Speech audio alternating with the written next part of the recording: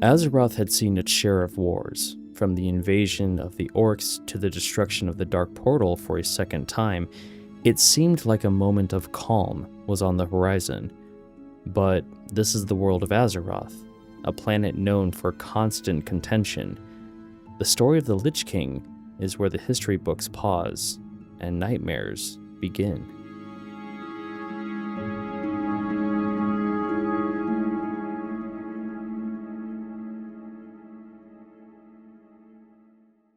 If this is your first time visiting the channel, welcome. My name is Quailin, and I'm in the middle of abridging the World of Warcraft Chronicles series. That means I'm taking the lore contained within the books and condensing it even more than it already is. I'm not diving into the deep details, just sticking to what's written in the books. So apart from what you read in the title of the video, I'll be sharing other bits of information. In essence, I'm telling the story in order as the books tell it. In this episode, we'll talk about the Lich King, but there are some things to cover before we get to him. Currently we're on Volume 3, but if you want to start from the beginning, then I suggest clicking the link in the tab up above or in the description down below. That will lead you to a video that contains all 10 episodes covering the lore in Volume 1. But if you're already caught up with the story, then let's continue our journey into the tales of Azeroth.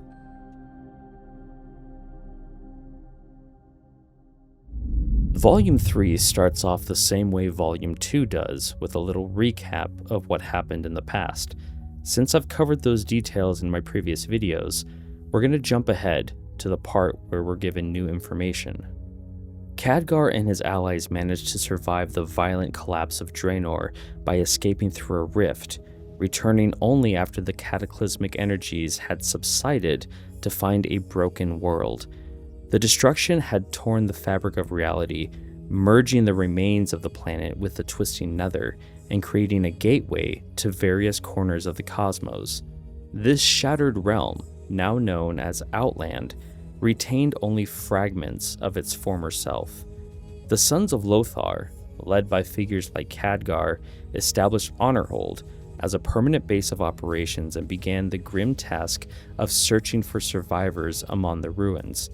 Though two of their most prominent leaders remained missing and were presumed dead by those left behind. In reality, Turalyon and Illyria Windrunner had been pulled into the twisting nether following the destruction of the Dark Portal, leaving them stranded until they were rescued by Zura, the Naru Prime. Zura explained that she led the Army of the Light, a holy force primarily composed of Draenei who had been waging a millennial war against the Burning Legion. The Draenei were the uncorrupted remnants of the Eredar race from Argus, who had fled Sargeras' corruption and were hunted across the stars for eons. Zera revealed a prophecy to the two heroes, claiming that these children of Azeroth were destined to be the key to exposing the Burning Legion's ultimate weakness and ending their crusade. The decision to join Zera was a painful one for Illyria and Turalyon, as it meant permanently leaving behind their young son, Eretor, and their homeworld of Azeroth.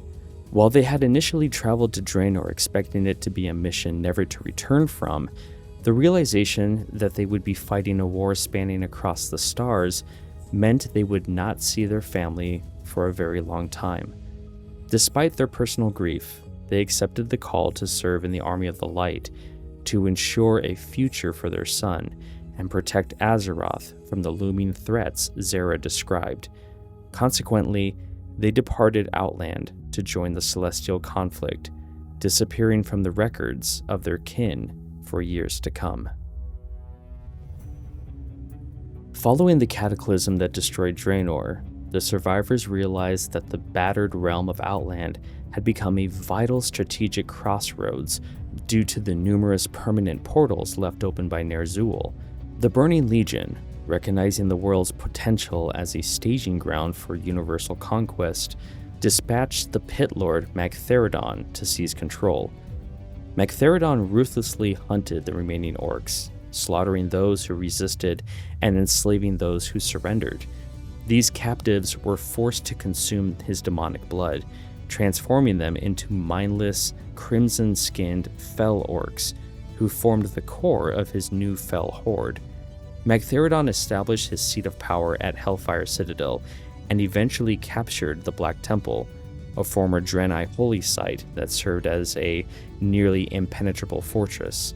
From this stronghold, the Pit Lord launched a campaign to subjugate the rest of the realm. However, his total dominance was hindered by the remaining Sons of Lothar. Led by Khadgar, Kurdran Wildhammer, and Daneth Trollbane, the Alliance forces utilized guerrilla tactics to harass the Legion's flanks and pick off stragglers. While they lacked the numbers to defeat Magtheridon outright, their persistent skirmishing successfully slowed the demon's expansion for several years. The surviving Draenor, led by Prophet Velen, were forced into a desperate, hidden existence to avoid total extermination. Kil'jaeden's personal vendetta against Velen meant that any Draenor found by the Legion would be hunted and rewarded as a trophy. To ensure the survival of his race, Velen divided his people into small, isolated enclaves, hoping that the discovery of one group would not lead to the ruin of all. Their lives were defined by scarcity and the constant fear of discovery by the demonic legions scouring the shattered landscape. The legacy of the Horde's earlier fell plague continued to haunt the Draenor survivors, resulting in the tragic rise of the Krokul, or Broken. These individuals had survived the corruption, but were left physically deformed and severed from their connection to the Holy Light. Scattered into small, often desperate tribes, they struggled with internal violence and despair. Akama, the former leader of the Draenor's Holy Warriors and now one of the Broken himself, assumed command of the Ash-Tongue tribe, clinging to a faint hope of restoration while leading his people through a period of grim survival and dark alliances. The final major faction of Outland was the Seethic Arakoa, a once proud avian race that had been cast into the corrupting pools of Seethic Hollow by the Horde.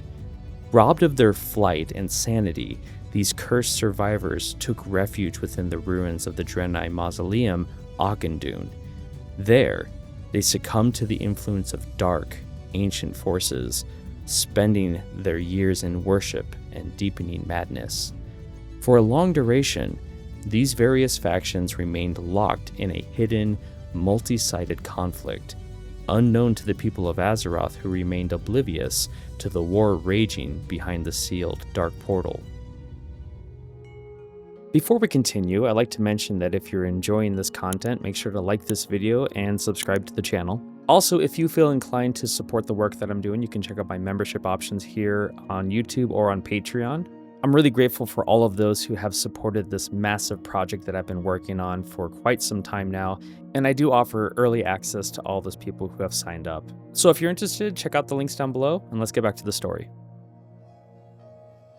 Following the defeat of the Horde in the Second War, the Burning Legion analyzed their failure and determined that internal disloyalty was the primary cause of their setback. Kil'jaeden, seeking a more obedient force to conquer Azeroth, decided to create a puppet army that lacked the capacity for free will or rebellion. To lead this new force, he required a powerful, magic-wielding spirit. He found his candidate in the Orc Shaman Ner'zhul, who had been captured in the Twisting Nether alongside his followers after the catastrophic destruction of the world of Draenor. Once in the Legion's custody, Ner'zhul was subjected to excruciating physical and spiritual torture, orchestrated by Kil'jaeden and a group of dreadlords including Tichondrius, Balnazar, Deatherok, Mal'Ganis, and Varimathras. His body was systematically dismantled, while his spirit was kept painfully aware, eventually driving the orc to beg for death.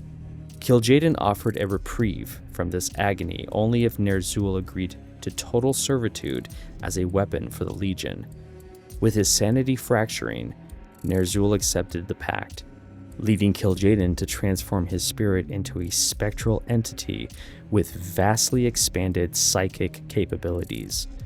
In the final stage of this dark transformation, the Dreadlords bound Ner'zhul's spirit to a set of enchanted armor and a runeblade known as Frostmourne, all of which were encased in a block of diamond-hard ice. Kil'jaeden manipulated his new servant by promising him a physical body and kingship over Azeroth if he remained loyal, though the Demon Lord secretly intended to keep him enslaved indefinitely. Ner'zhul's followers were similarly reshaped into undead liches to serve him. Stripped of his former identity, the entity emerged as the Lich King, a being of immense power destined for eternal servitude. Once Kil'jaeden's preparations were complete, he unveiled the plan for the Lich King to unleash a necromantic plague upon Azeroth.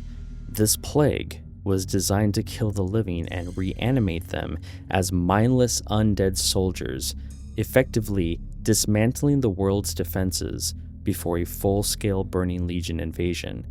Despite the pact, Kil'jaeden remained deeply untrusting and assigned a group of dreadlords to serve as both jailers and executors, ensuring the Lich King stayed focused on his task without any room for divergence. The Legion utilized a massive surge of energy to tear open a small portal, casting the Lich King's icy prison across the stars until it slammed into the Icecrown glacier in Northrend. The impact warped the block of ice into a jagged shape that became known as the Frozen Throne.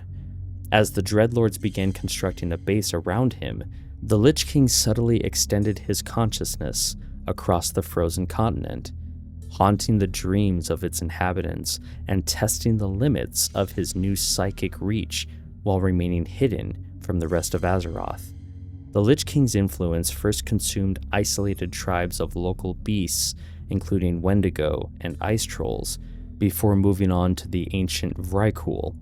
These massive warriors had been placed in a magical slumber ages ago by the dragon aspects to curb their legendary aggression. The Lich King's agents slaughtered the sleeping Vrykul, raising them as powerful undead thralls. This success allowed him to develop the first strain of the Plague of Undeath, which he tested on a remote human settlement in the Dragonblight, killing every inhabitant within 3 days and adding their collective consciousness to his own.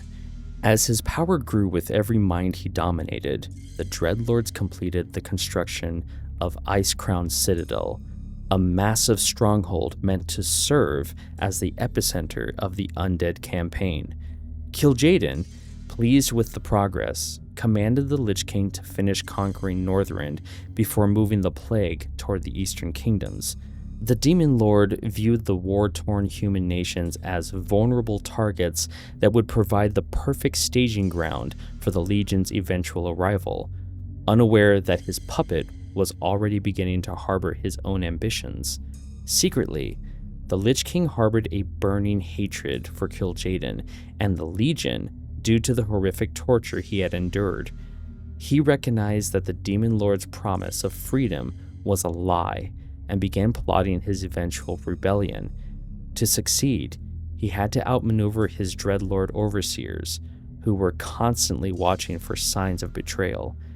The Lich King used his superior cunning to mask the true extent of his expanding powers, making the Dreadlords believe they maintained total control while he carefully studied their weaknesses. During his conquest of the Vrykul, the Lich King discovered the existence of the Valkyr, spectral beings capable of traversing the Shadowlands and manipulating the spirits of the dead. Though he initially struggled to replicate these entities, he eventually succeeded in creating his own Valkyr. These powerful spirits became essential tools in his arsenal, significantly bolstering his ability to command the forces of dead and further accelerating his control over the rapidly growing undead army. By the time the Citadel was fully established, the Lich King had transitioned from a mere tool of the Legion into a god king of the dead. He continued to play the role of the loyal servant, biding his time while amassing a force capable of eventually challenging his masters. With the Valkyr at his side and a fortress that seemed impenetrable, the the Lich King sat upon his frozen throne, watching and waiting for the perfect moment to strike back at those who had forged him in agony.